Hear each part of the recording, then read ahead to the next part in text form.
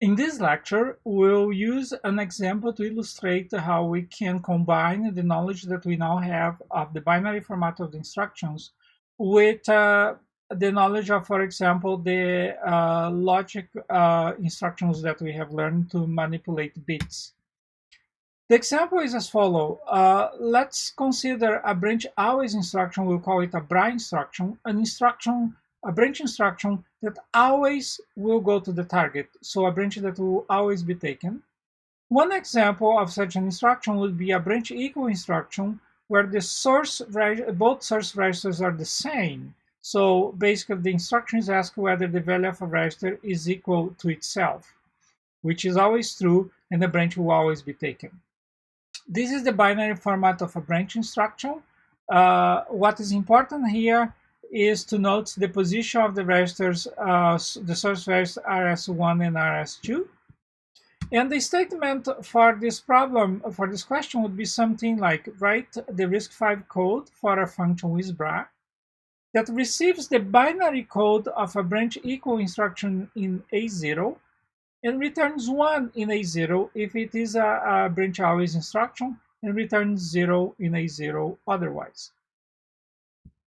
Perhaps a better way to state this question is to use this format where I say write the RISC-V code for a function isBra. The input parameter for isBra it comes in A0 and it contains the binary code of a branch equal instruction. The return value for isBra is also in A0, and A0 will be 1 if the branch equal instruction is a branch always, and A0 will be 0 if the branch equal instruction is not a branch always. Notice that in RISC-V, the first parameter of a function is always in A0, but the return value of a function is also in A0. So here is the binary code for the branch instruction. And one possible solution would be for me to start by doing a shift right logical immediate of this entire code to the right by 15 bits. So when I do the shift right, what you notice is that now I have the 5 bits that I use to encode the value, the register RS1 in the lower 5 bits of T0.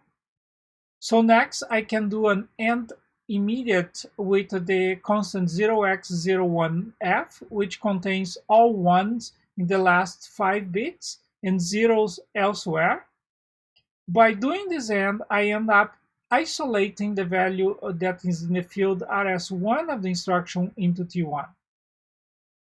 Next, I can now shift the original value that was in A0 to the right by 20 bits, and thus putting the bits corresponding to RS2 in the lower 5 bits of the instruction. And now I can do an AND with 0x01f, and that isolates the bits that correspond to RS2 in the lower 5 bits. And now all I have to do is to ask whether the two branches, the two values that I obtain is true. If it's true, then I know that the branch is true. So I have T1 in S1, I have RS1 in the lower bits of T1, I have RS2 in the lower bits of T3. So my isBra code shifts right by 15, the value that was in A0 to isolate RS1. Does an AND I with 0x01. So now T1 contains the bits corresponding to RS1. It's not the value that's in RS1, but the bits that give me the number of the register that's RS1. Then I shift right by 20 bits. And now I have in T2 the bits that specify which register is RS2.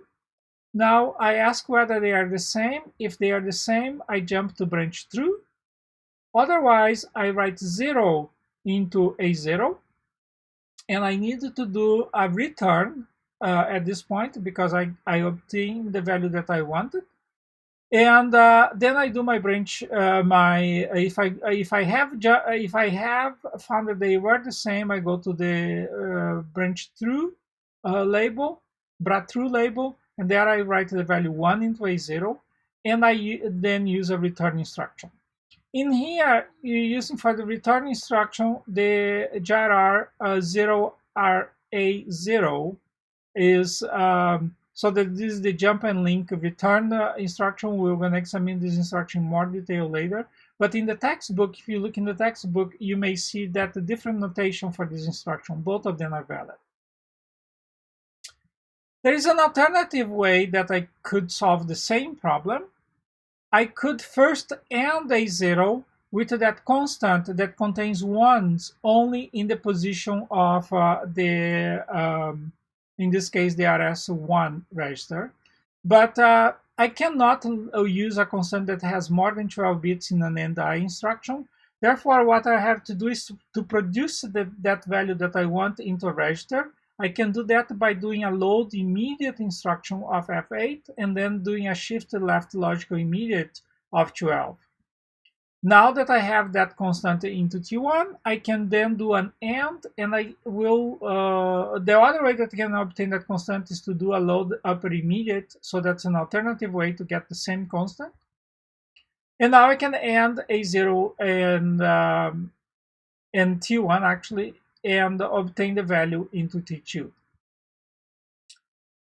And I will have to do something similar for the RS2 field. In this case, the constant that I will need is that constant 0x01f0. Again, I can use a load upper immediate, or I can use this combination of instruction. And I can do the AND, and now I obtain the value of RS2, the bits that correspond to RS2, isolated, and all other bits are 0.